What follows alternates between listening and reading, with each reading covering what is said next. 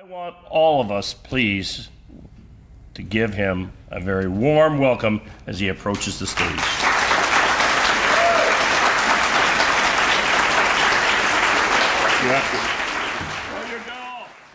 It is great to see so many enthusiastic people who want what myself and so many of us at Windsor Regional Hospital have wanted for so long. A new hospital that will allow us to care for our patients in a state-of-the-art facility that they need and deserve.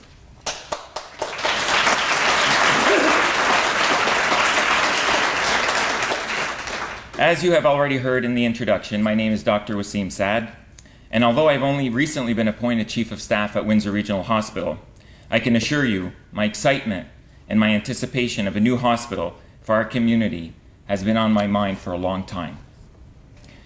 I was raised in this community, Leamington in fact, where there is a great hospital that is very much a part of the future vision of our region's hospital system. I'll speak to that later. I did my undergraduate degree here in Windsor, finished my medical degree in Ottawa, worked at Toronto hospitals, including Toronto General and Western, Mount Sinai, and Sunnybrook, before coming back to Windsor in 2005. Here's what I can tell you that I know from my years of experience about our hospitals here in Windsor. We have an amazing group of doctors, professional staff, nurses, allied health professionals, and administrators who really do strive each and every day to live our motto, outstanding care, no exceptions.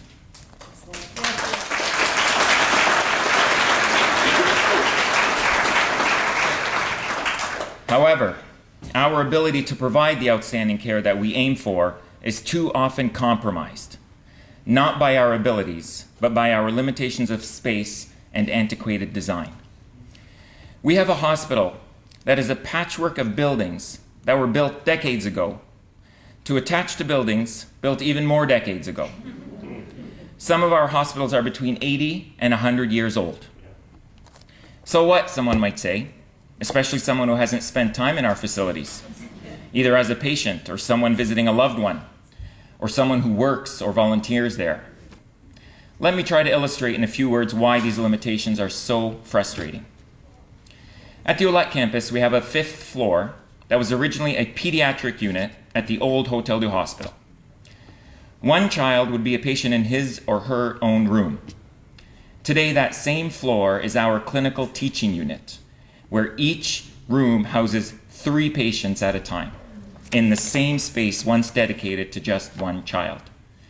If I'm sitting in the middle of that room, I can almost touch all 3 beds at the same time. Think of how that compromises privacy. What if I needed to have a very serious conversation at the bedside with a patient about their condition, their prognosis, or their care? I have no private room on that floor to hold that conversation with the patient. So there we are, holding these often very sensitive conversations with little to no privacy for the patient who needs to hear it. The standard of new hospitals throughout the province of Ontario calls for 80% private rooms.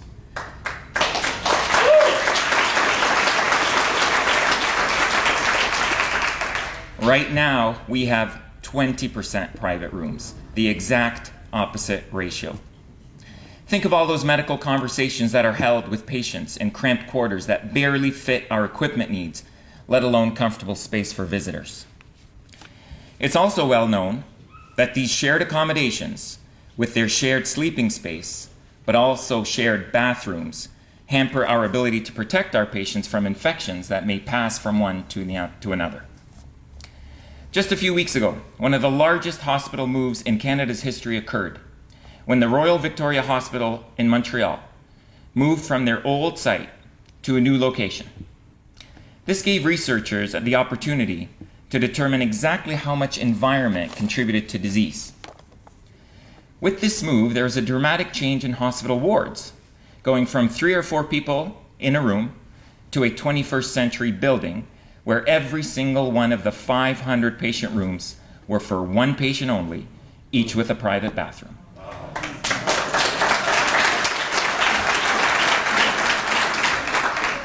The result? an almost overnight drop in the rate of hospital-acquired infections.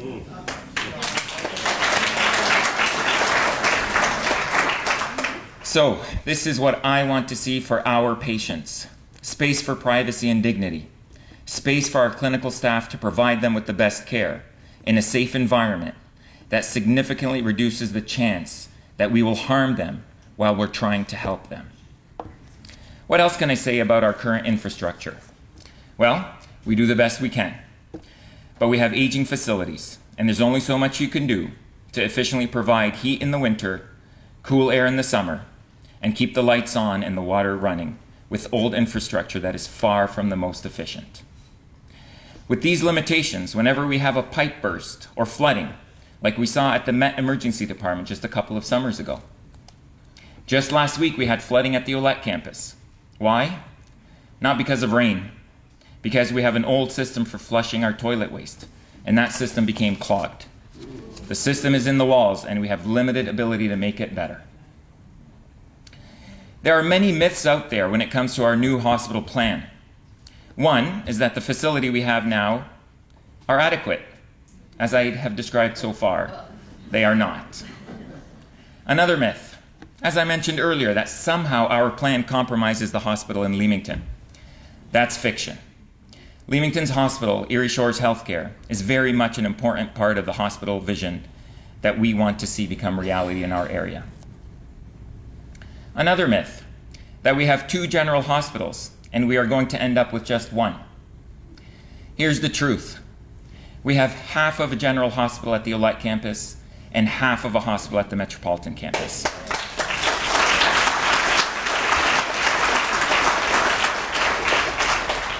They provide different services. They are one hospital organization, but they are kilometers apart. Yet another myth. There will be less beds in the new hospital than the current total now. We currently have 500 beds across both campuses. And if we were to move all those patients tomorrow to the new hospital, they will be moving into space built for over 700 with capacity to expand.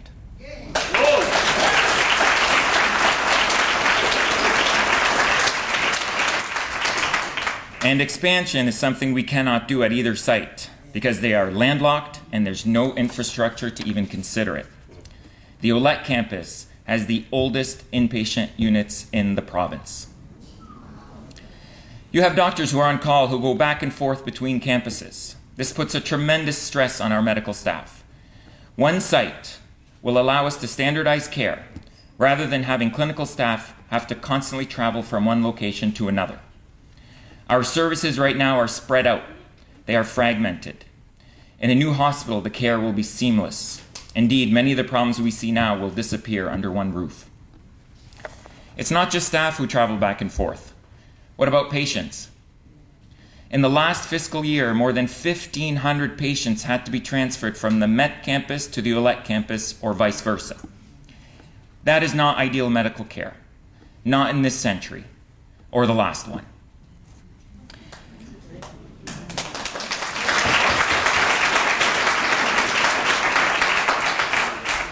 So let's summarize.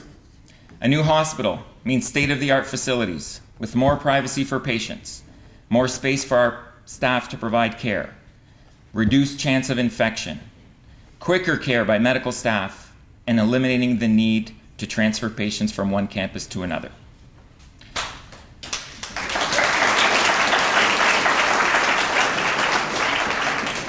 And what about location?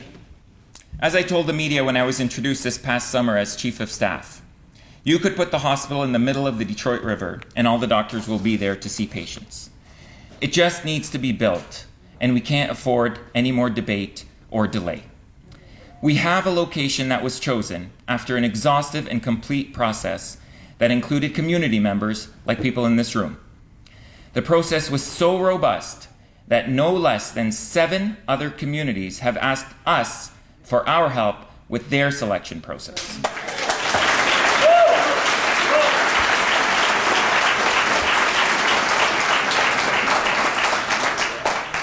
One of those hospitals is in Ottawa. I love Ottawa. I lived in Ottawa for 4 years when I was in medical school. I met my wife in Ottawa. But they started their capital planning project after we did, and recently they just moved ahead of us. Are people in Ottawa more important than the people of Windsor, Essex? No, they are not. For our patients, for our community, for clinicians like myself who want to care for you and your loved one in the right place at the time you need it, we need to move forward. Thank you. And with the support of everyone in attendance today, and the many political leaders at every level of government who have also voiced their support, we can move forward. We are ready, so let's go. Yeah.